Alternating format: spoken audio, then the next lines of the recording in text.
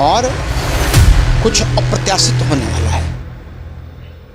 अप्रत्याशित क्या होगा ये भी मैं आपको बता दूँ। तो एक कहावत है कि ज़िल्लत की ज़िंदगी से इज्जत की मौत अच्छी। तो ये जो बार बार ज़िल्लत झेलनी पड़ती है हमारे देशवासियों को, है ना, ये ज़िल्लत नहीं झेलनी पड़े, इसके लिए सरकार को कदम उठाना चाहिए।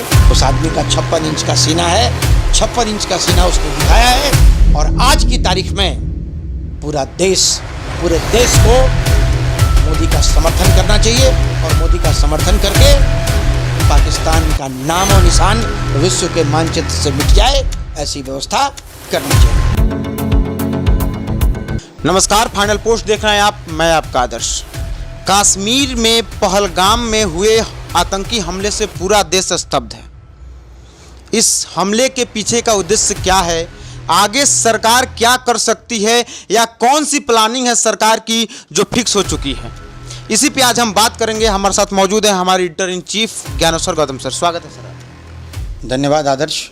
सर, पहलगाम में जो आतंकी हमला हुआ है उसके पीछे का क्या उद्देश्य है और आने वाले समय में सरकार कैसे जवाब देगी, क्या क्या कर सकती है? देखिए, सबसे पहले तो फाइनल पोस्ट की टीम की तरफ से हम जो भी हमारे सैलानी, जो भी हमारे साथी, हमारे भाई वहाँ शहीद हुए, फाइनल पोस्ट की पूरी टीम उनको श्रद्धांजलि अर्पित करती है और श्रद्धा के फूल के साथ हम उनकी आत्मा की शांति के लिए प्रार्थना करते हैं।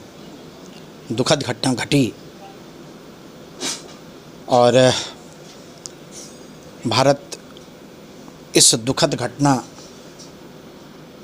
को लेके काफ़ी चिंतित भी है। अभी आपको बता दें आदर्श एक चीज़ कि जम्मू कश्मीर के सूत्रों से हमारे एक वरिष्ठ पत्रकार हैं जम्मू कश्मीर के साथी, और वहाँ से जो सूचना हमको मिल रही है, भारत ने भी बड़ी तैयारी कर ली है और कुछ अप्रत्याशित होने वाला है। अप्रत्याशित क्या होगा ये भी मैं आपको बता दूं। अप्रत्याशित ये होने वाला है कि भारत पीओके पे कब्जा करने वाला है, पाक ऑक्युपाइड कश्मीर। क्योंकि जिस दिन पीओके पे भारत का कब्जा हो जाएगा उस दिन पाक कश्मीर की जो समस्या है, कश्मीर की समस्या का समाधान मिल जाएगा, हो जाएगा। क्योंकि कश्मीर के लोगों को और पाक ऑक्युपाइड कश्मीर के जो लोग हैं उनको पाकिस्तानी आर्मी, आईएसआई और जो मिलिटेंट ग्रुप हैं वो अक्सर सिर्फ यही समझाते हैं कि दोनों को मिला के हम अलग एक देश बना देंगे। एक बात समझ में नहीं आती है कि जब आवाम, कश्मीर की आम आवाम जो है वो आज की तारीख में बहुत खुश है, मतलब इस घटना के पहले की बात मैं कह रहा हूँ, उनके लिए रोज़गार की व्यवस्था है, उनको जो बाहरी दुनिया से कटे हुए थे तो कनेक्टिविटी उनकी हो रही है। कश्मीर के बच्चे देश के अन्य हिस्सों में जा रहे हैं, देश के अन्य हिस्सों के जो पर्यटक हैं वो पर्यटक वहाँ पहुँच रहे हैं, रोज़गार के अवसर वहाँ बढ़ रहे हैं, है ना, जो सब कुछ ख़त्म हो चुका था। पाकिस्तान को ये चीज़ें पसंद नहीं हैं और रह के कुछ इस तरह की घटनाएं होती हैं। आज मैं कुछ विपक्ष के नेताओं को भी सुन रहा था, कुछ पत्रकारों को भी सुन रहा था। हालांकि सरकार की एक विफलता तो ये ज़रूर है कि बेस कैंप, जो अमरनाथ यात्रा का बेस कैंप है, उस बेस कैंप से पहलगाम में जहाँ घटना ये घटी, बेलदार घाटी, वहाँ की दूरी लगभग 1.5 किलोमीटर है, मतलब 1500 मीटर। दूसरा, कश्मीर में सुरक्षा बलों के द्वारा जो भी पर्यटक स्थल हैं उन स्थलों की निगरानी होती है, कहाँ चूक हो गई। आज लोग क्वेश्चन मार्क कर रहे थे, क्वेश्चन उठा रहे थे, तो क्वेश्चन तो लोगों ने पुलवामा में भी उठाया। आज मैं तेजस्वी जी को भी सुन रहा था, तेजस्वी यादव ने कहा कि भाई RDX कहाँ से आया, है ना। सरकार को इन चीज़ों का जवाब भी देना चाहिए, जनता अगर पूछती है तो ये जवाब मिलना चाहिए।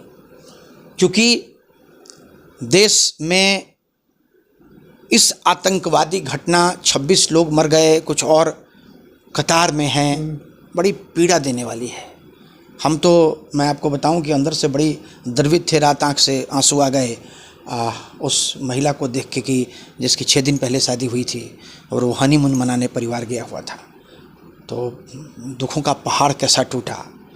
और आतंकवादी, एक तो मैं आपको बता देता हूँ आज ही कि देख लीजिएगा 4 से 5 दिनों के अंदर में जो आतंकवादी हैं वो आतंकवादी पकड़े भी जाएंगे और आतंकवादी मारे भी जाएंगे, है ना। लेकिन समस्या का समाधान ये नहीं है।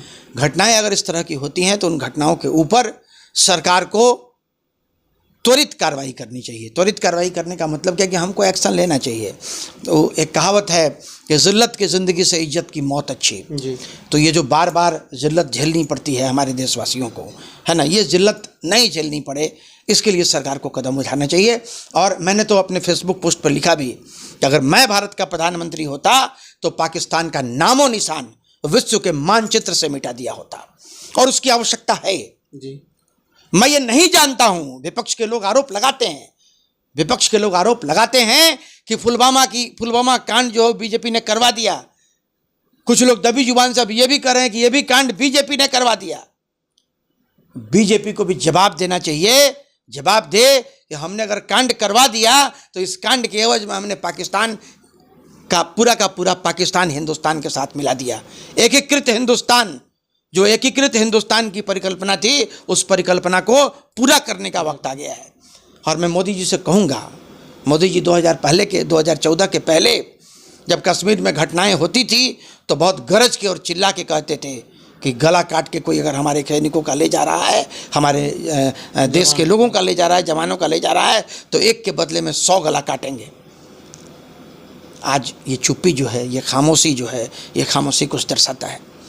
दूसरा, अभी मैं टेक्निकल तौर पे एक चीज़ देख रहा था कि वो सिंधु नदी जो है उसका पानी हम बंद करेंगे, तो मुझे लगता है कि अभी शायद पानी बंद करने की स्थिति में हम भी नहीं हैं, क्योंकि इंफ्रास्ट्रक्चर की बड़ी कमी हमको है। और अगर हम पानी बंद करेंगे तो पानी के प्रवाह को रोकना बड़ा मुश्किल होगा। डायरेक्शन किधर ले जाएंगे? तो खैर वो सरकार का काम है, सरकार सबसे बड़ा कूटनीतिक स्तर पर काम करेगी। लेकिन एक बात मैं आपको बता दूँ, राफेल तैनात हैं, POK पाकिस्तान के कब्जे से मुक्त होगा, या तो वो अलग देश बनेगा या हिंदुस्तान का हिस्सा बनेगा। लेकिन इस घटना के बाद, ये जो घटना अभी हुई है बेलदार घाटी में, ये घटना जो हुई है पहलगाम में, इसका बदला भारत अवश्य लेगा। और वो दिन दूर नहीं है, ये घटनाएं भी बहुत जल्द होने वाली है। मैं तेजस्वी यादव सहित जो बाकी और भी लोग हैं जो प्रश्न उठा रहे हैं, है ना, तो मैं उनको एक बात ज़रूर कहना चाहूँगा कि सरकार राजनीति करने के लिए बहुत सारी तरह की चीज़ें करनी पड़ती हैं, लेकिन ये दिल गवाही नहीं देता है कि सरकार अपने देश के सैलानियों को, अपने लोगों को, अपने सैनिकों को मरवा के सत्ता हासिल करे। कुछ लोगों ने ये भी प्रश्न उठाया, आदर्श कि सिचुएशन देख लीजिए, अमेरिका के उपराष्ट्रपति आपके देश में हैं, मोदी जी सऊदी अरब में हैं, पूरे देश में वक्फ कानून को लेके हंगामा चल रहा है, और इसी बीच में यह घटना घट जाती है। तो जहाँ चर्चा वक्फ की हो रही थी, वहाँ सारी चर्चाएं ख़त्म हो गई और उन चर्चाओं की जगह पे नई चर्चा प्रारंभ हो गई। तो इस तरह की बात करने वाले लोग बात करते हैं, लेकिन दिल ये मानने को तैयार नहीं है कि हमारे हिंदुस्तान में हमारे प्रधानमंत्री नरेंद्र मोदी जैसा जाबाज प्रधानमंत्री को इतनी ओछी हरकत करनी पड़ेगी इन चीज़ों से निपटने के लिए।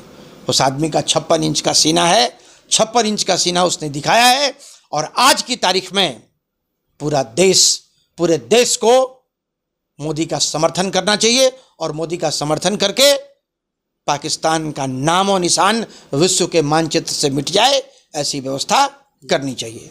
सबसे बड़ा प्रश्न है सर कि अगर आतंकवादियों का मारना ही उद्देश्य था, तो फिर और उनकी पत्नियों और मतलब दूसरे लोगों को छोड़ के ये कहना कि तुम्हें मोदी को बताना है, तुझे सरकार को बताना है, मतलब इसके पीछे का क्या कारण है? देखिए, होता क्या है ना कि कुंठा जब मैं तो मनोविज्ञान का प्रोफेसर हूँ, तो होता है कि आदमी के अंदर की जो कुंठा है ना, अब जैसे आतंकवादी आए, मार के चले गए, तो मार के चले गए, सब कुछ खत्म हो गया। उनका उद्देश्य रहता है कि ज़्यादा से ज़्यादा लोगों को मारे। उनका उद्देश्य होता है ज़्यादा से ज़्यादा लोगों को मारना और मार के अपना संदेश सरकार तक भिजवाना। जैसे आप देखते होइएगा कि घटनाएं घटती हैं तो उस घटना की जिम्मेवारी कोई टेररिस्ट संगठन लेता है। तो उसी तरीके से ये जो TRF जो है, वो TRF ने एक संकेत दिया है कि भाई हम इतने ताकतवर हैं, और मोदी अगर तुम्हारे अंदर कलेजा है, मोदी तुम्हारे अंदर दम है, या हिंदुस्तान के अंदर दम है, तो हमारा जो बिगाड़ सकते हो बिगाड़ लो।